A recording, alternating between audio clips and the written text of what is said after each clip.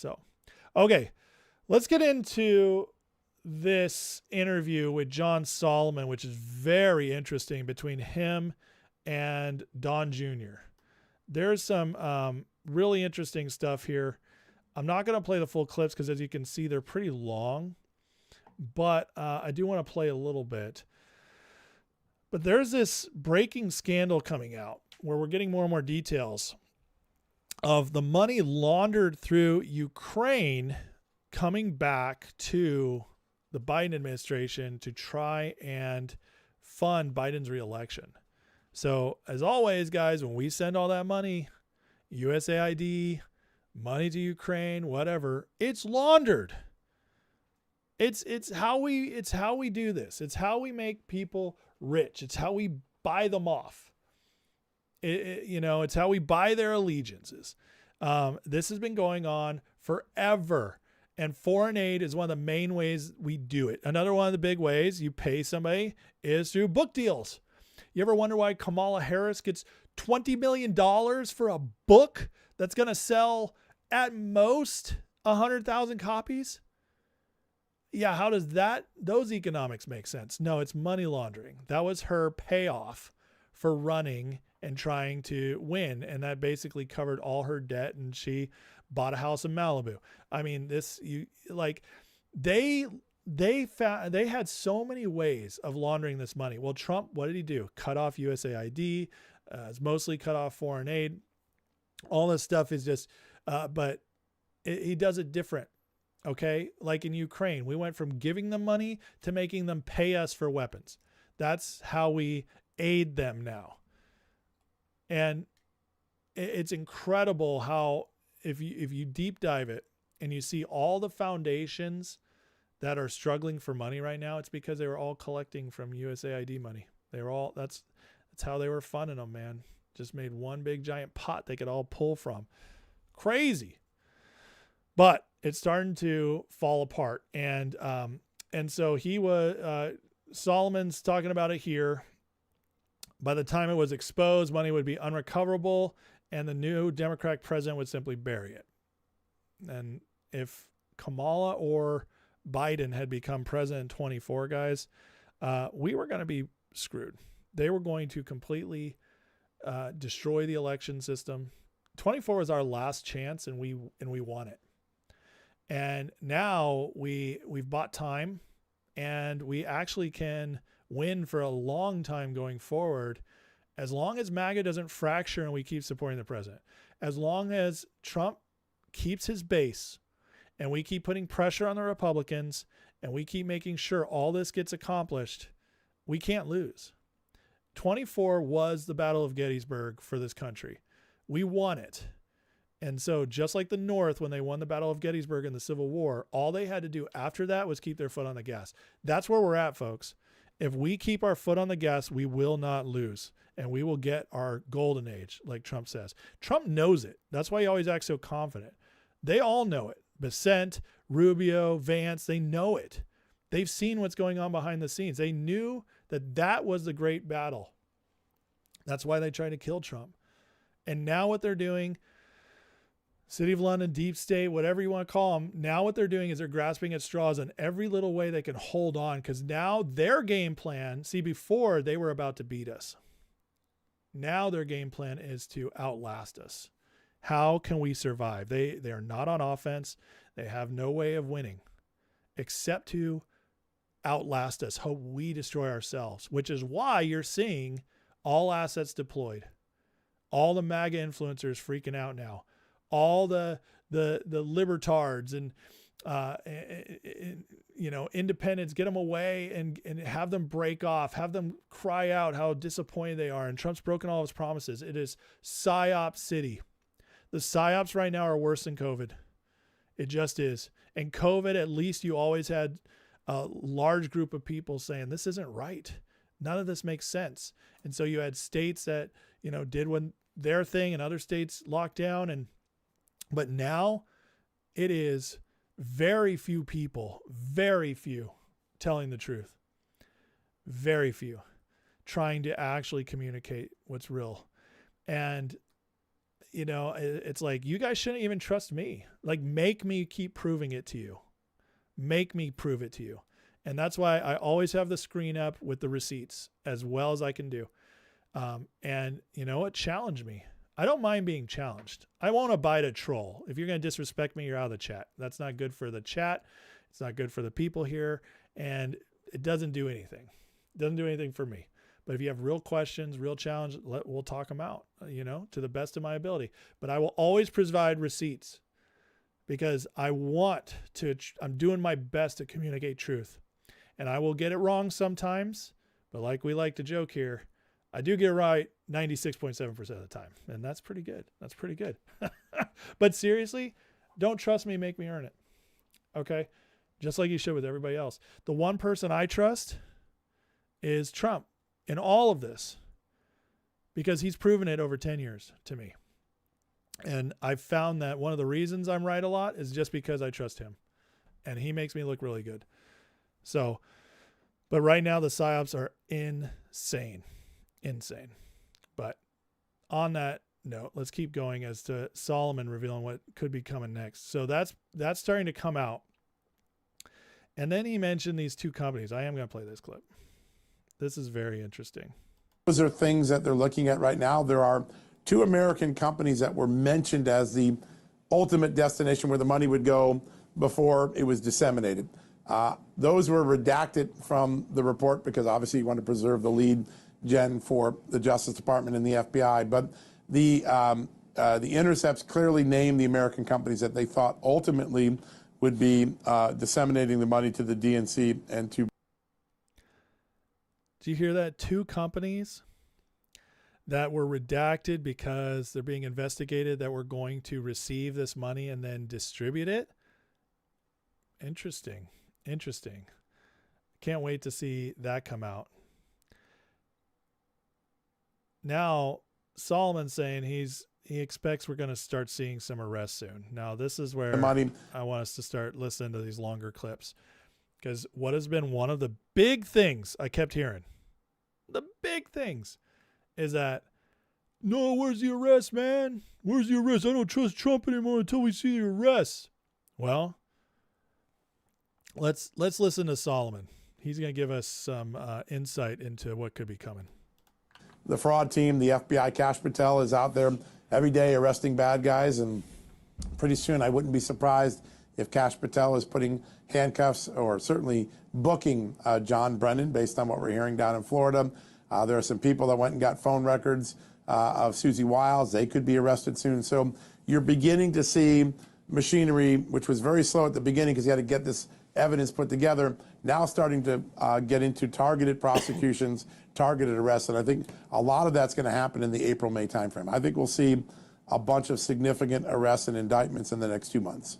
You've mentioned Brennan. Are there others? You know, obviously he was a big one. I think he was one of the guys that lied before Congress and perjured himself. Yeah. And, not only does he not get punished for that, he gets, a job being a commentator talking about ethics on CNN. I mean, it's sort of, ironic, but it is typical in terms of, Democrat projection. Accuse others of doing what you're doing yourself. They seem to do that a lot. Are there other big names that the people watching this show would know that perhaps weren't covered under the sort of, Joe Biden last-minute blanket pardon for anyone who was doing his bidding? Well, Comey got a subpoena just a couple of weeks ago. So the former FBI director, James Comey, got a subpoena. That is a sign that some of his work is an object or concern of the grand jury down in Florida. So we're keeping an eye on that. I actually think if the grand jury decides that they're going to indict Brennan, and there was a very big action last week, the Senate and House transmitted official copies of the testimonies. You wouldn't need that unless you were about to indict someone. You could use the unofficial copies to introduce the grand jury. But if you ask for the official, it means your grand jury's thinking about doing something. I think after that, they're going to go down to people who may not be that famous, but who were the operators inside the FBI, creating and opening files. I mean, the other day I reported your dad was subjected to 4 consecutive code-named FBI investigations. From the summer of 16 to January 25, he was under continuous investigation by the FBI, treating a man who was twice elected by the American people president as though he were a security threat, a counterintelligence threat.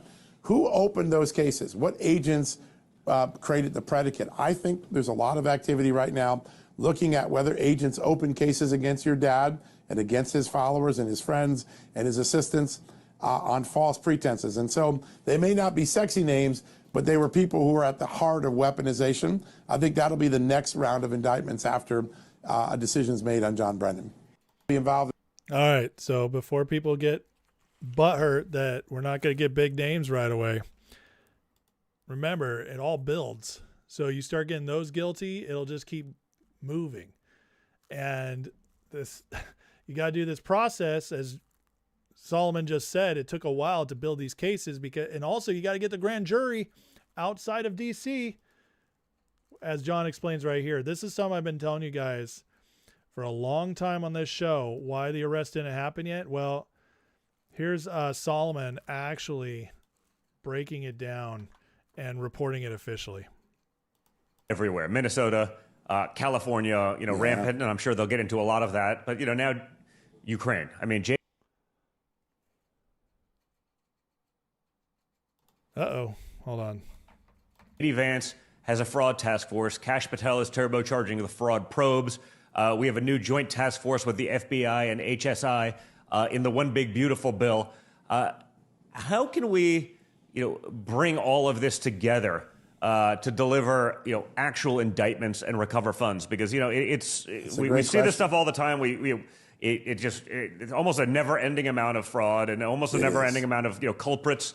I know I do, and I'm sure all the people watching, they want to see indictments. Now, they got to understand there is a process, maybe explain that a little bit, because if you break the process, you break that sort of, chain a little bit, it's a lot worse, because not only will nothing happen, they'll weasel out of it and probably continue this stuff. But can you talk a little bit about that? Because, again, I think people do want action. It seems the Democrats get action without following the rules. We won't get that. It'll get venue shopped to a judge who would throw it out in 2 seconds. So we have to play by a different fact set, unfortunately.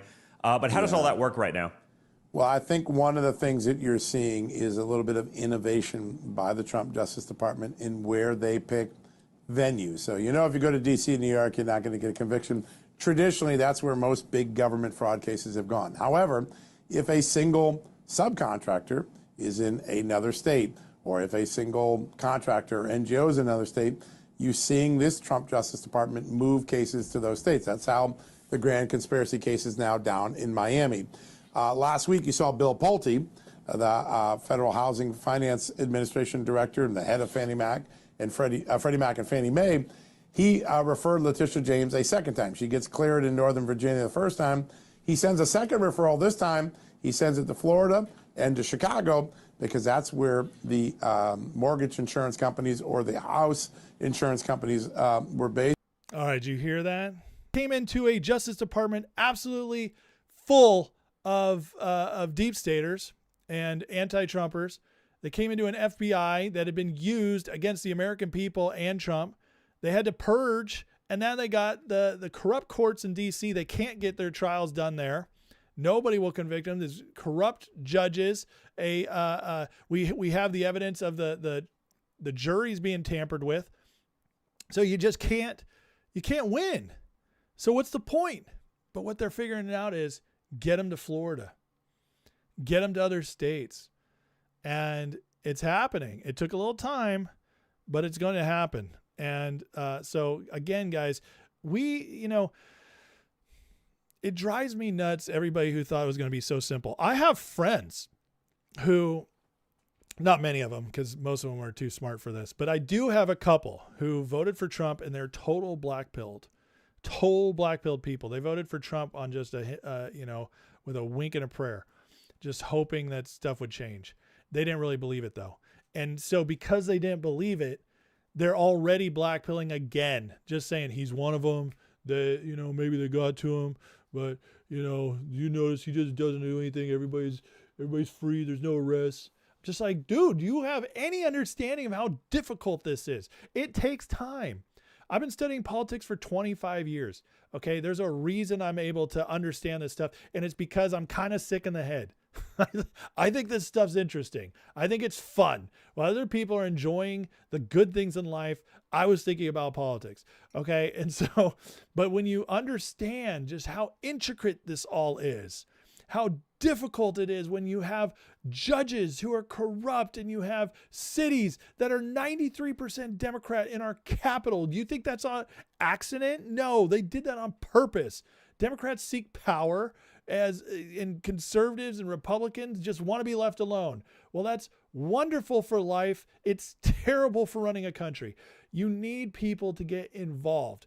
And we're at the point where it's like the only way to fix this going forward and to make sure it stays fixed is for everybody to just be like, I don't want to be in government, but I have to do something for a while. So maybe I need to serve on my school board, local school board for 5 years, or maybe I need to serve on city council for 10 years. And then I just never have to do anything again. Or maybe I am called to go to Congress. Whatever it is, we have to be involved because Democrats and liberals are like power, power, power. That's all they think about.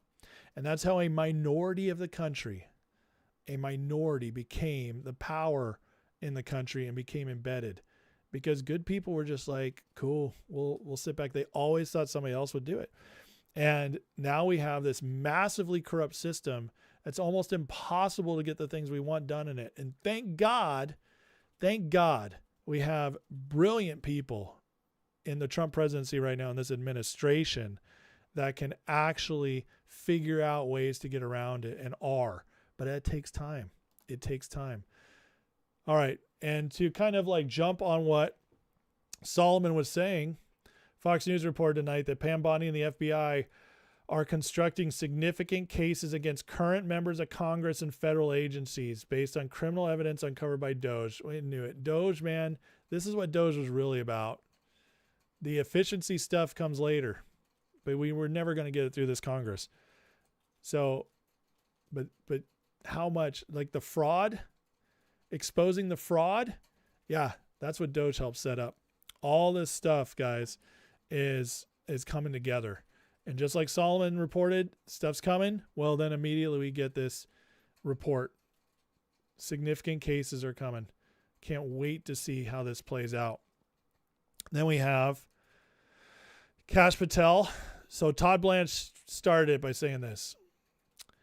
Governor Christie is right about one thing. We cleaned house. What he calls obliterating the DOJ, the American people call restoring justice. His fake outrage is a bridge too far. Todd Blanche saying how we finally have purged the DOJ.